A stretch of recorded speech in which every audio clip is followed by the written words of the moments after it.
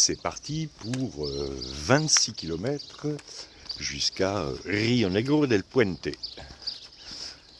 Et ce matin, il fait beau, ce qui remonte un peu le moral. Bon, la météo de la cheville, elle, est à peu près stationnaire.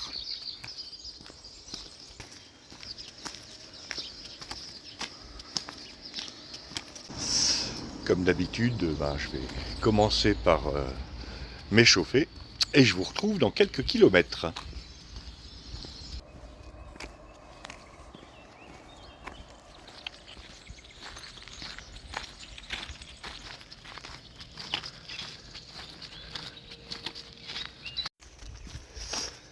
Hier, en arrivant, on s'attendait tous à trouver une alberguée un peu décrépite. En fait, pas du tout. C'est une alberguée qui a 12 places finalement et qui est très moderne. Il y a juste eu un problème avec la machine à laver parce que Marco et moi, on a commencé l'après-midi à vider la machine à laver et à nettoyer le filtre. Et après, on a pu faire notre lessive.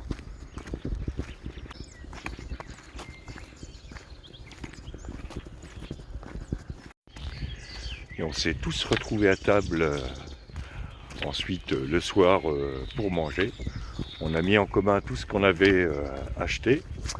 Et ma foi, l'ambiance était bien sympa.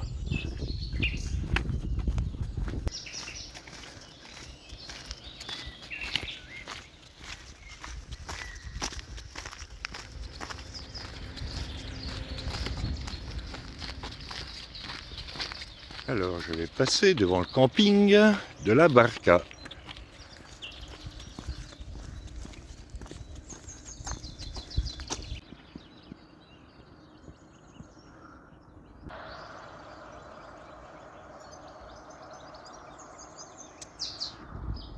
Ça va pas beaucoup.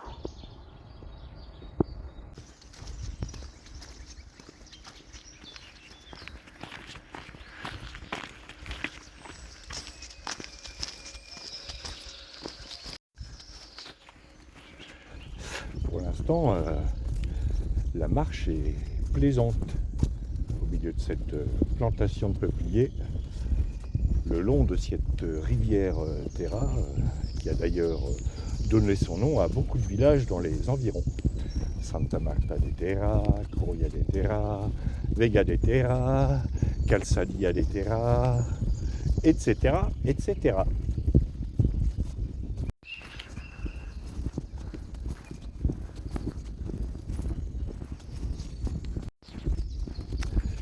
Voilà, c'était la minute toponymie de cette étape.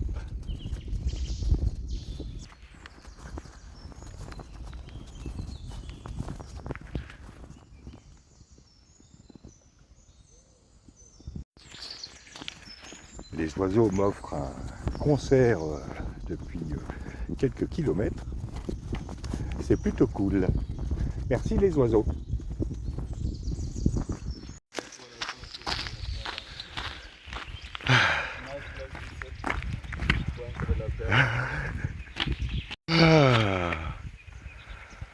Bagnos.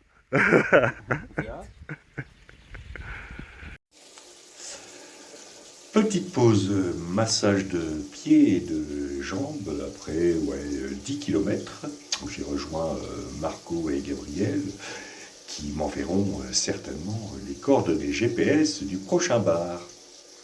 Et massage avec, alors qu'est-ce qu'il y a là-dedans? Arnica, Hypericum, Calendula, Melaleuca. Ça sent bon. Et pause céréales.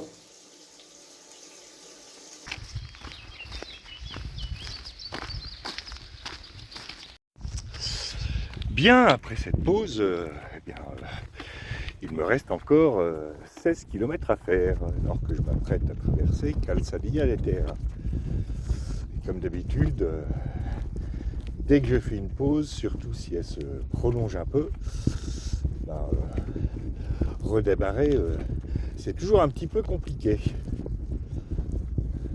Donc je dois choisir entre faire beaucoup de pauses courtes ou faire un peu moins de pauses, un peu plus longues, et avoir du mal à repartir. Pas facile de choisir, c'est à l'instinct.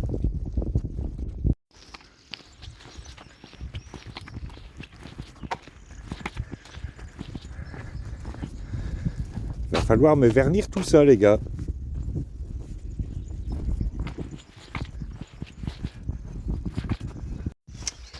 Alors, j'arrive à Oyeros de Terra.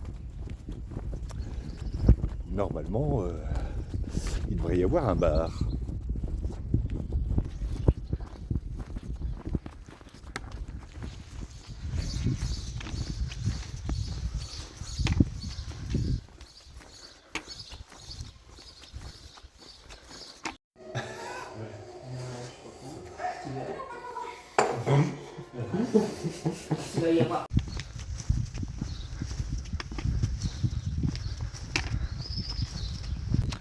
Bien après cette pause second petit déjeuner, il est temps de repartir. Il me reste peut-être un peu moins de 14 km à faire.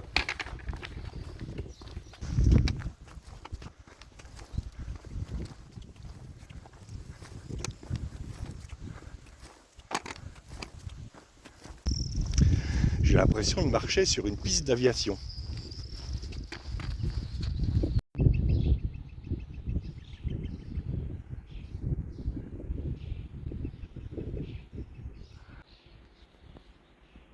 Oh, c'est dur.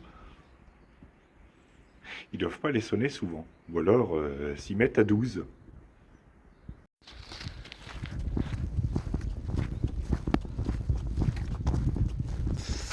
Bien, si nous continuions un peu avec nos Wisigoths.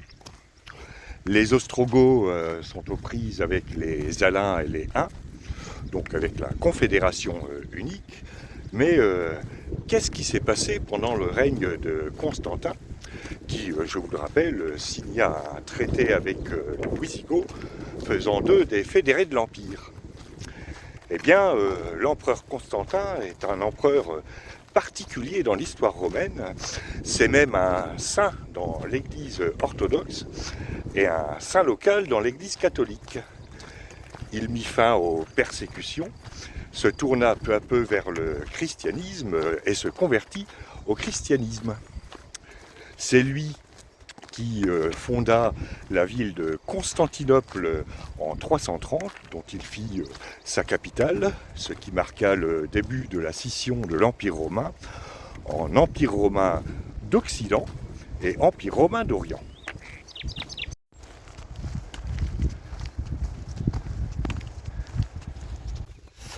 Constantin, c'est aussi lui qui organisa le concile de Nicée pour mettre fin aux dissensions entre les églises d'Orient. Un concile, c'est un peu comme une réunion de négociation organisée par Trump entre Poutine et Zelensky. Sauf qu'un empereur romain, ça a quand même une autre gueule que Trump. Il n'y a pas de drone, il n'y a pas de char. Bref, un concile, c'est une réunion de conciliation où il se passe plein de choses que je vous exposerai après la côte.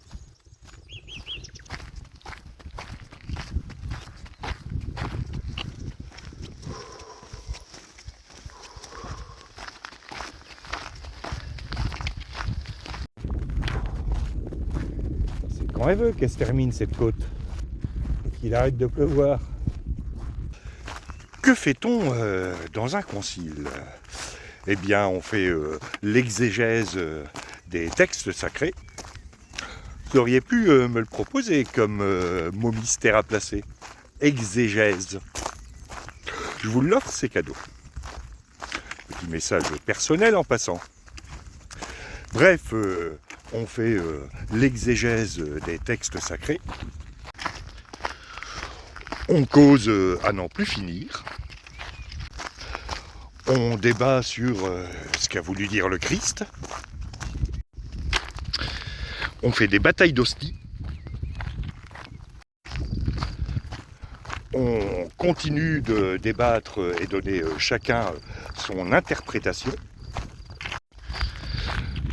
On se bat à grands coups d'encensoir. On continue de débattre. Et on boit beaucoup de vin de messe parce que discuter, ça donne soif.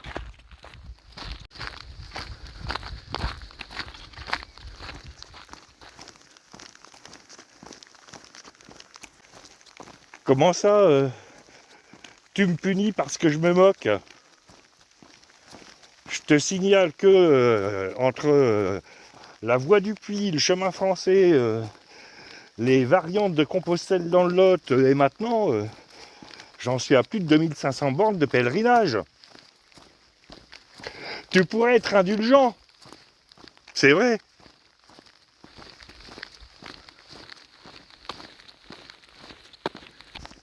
Et au lieu de faire pleuvoir, tu pourrais m'offrir 2 jambes neuves, de la bonne taille, hein. Pas envie de me retrouver avec les jambes de Sarkozy.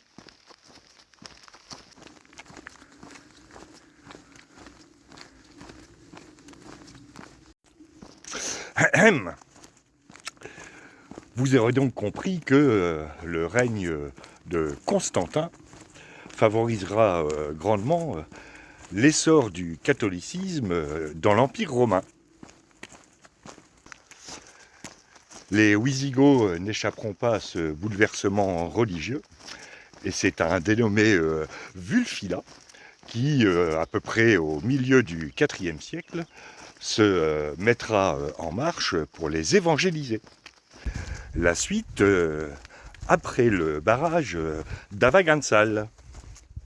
Donc à ma gauche, l'eau est haute, et à ma droite, le Rio Terra.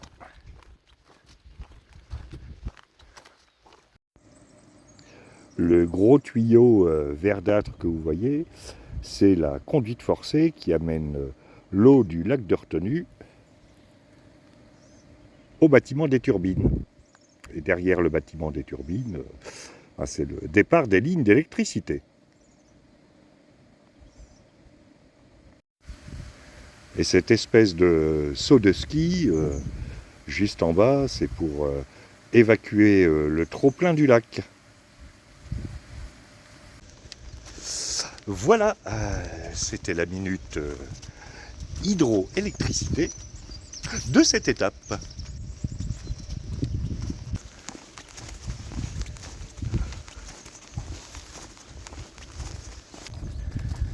C'est quand on traverse ce genre de barrage à pied qu'on s'aperçoit de la taille de l'ouvrage.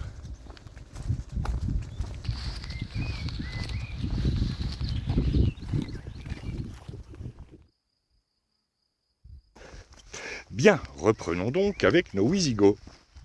Wulfila entame donc son entreprise d'évangélisation des Wisigoths. Bref, il est converti au christianisme, mais ça entraîne une scission dans la population.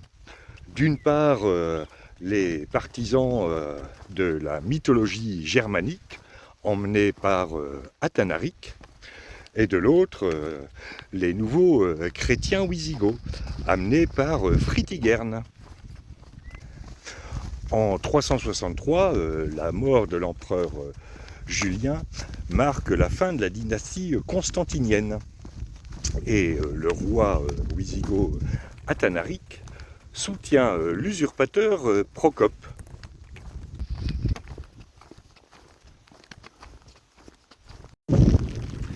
La suite, après.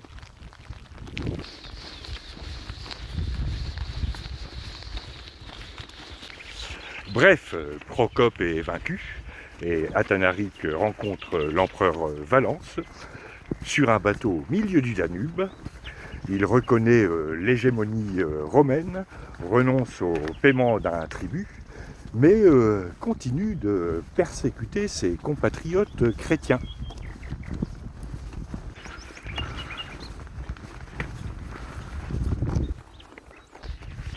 Et maintenant, je vais devoir enlever la cape de pluie, la veste, parce que je crève de chaud. C'est pas ce qu'il veut ce temps.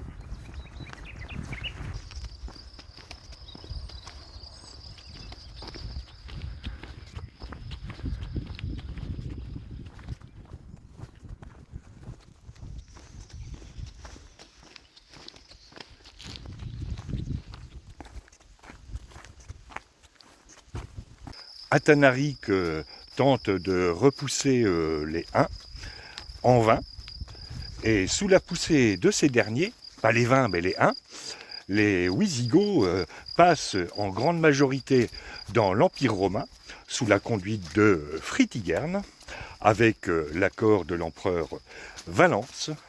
Quant à Atanarik et ses partisans, ils se réfugient dans les Carpates.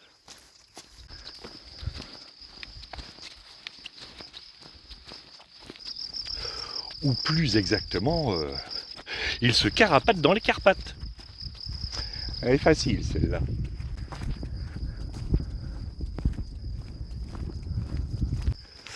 À ta place, Atanarik, je me serais pas réfugié dans les Carpates.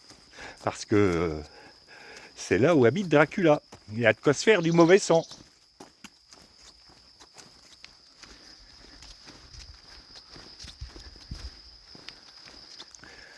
Les Huns réussiront-ils à passer le Danube? Que deviendront nos Wisigoths dans l'Empire romain dans tout ça? Eh bien, vous le saurez, enfin peut-être, demain, parce qu'il me reste 5 km à faire.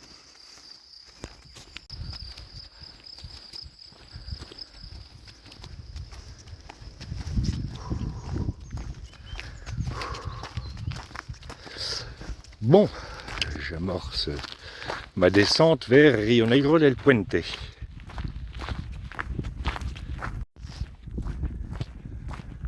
Qui doit être à 2 ou 3 km.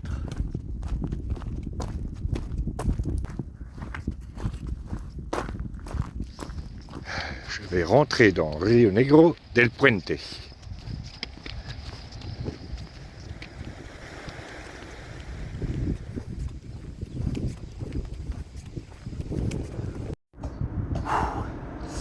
Fin de cette étape qui aura fait 28 km, un peu plus de 28 km, je croyais que c'était 26. La descente vers le village était délicate, il y avait plein de cailloux, c'était pas sympa pour les chevilles. Bon, demain c'est un peu moins long, 25 km. Je vais voir, parce qu'il y a 2 Français qui prennent un taxi jusqu'à 9 km d'ici. Parce que le mari a un problème au pied. Je me demande si je ne vais pas les accompagner pour m'éviter un tiers de l'étape. Je verrai ça demain matin.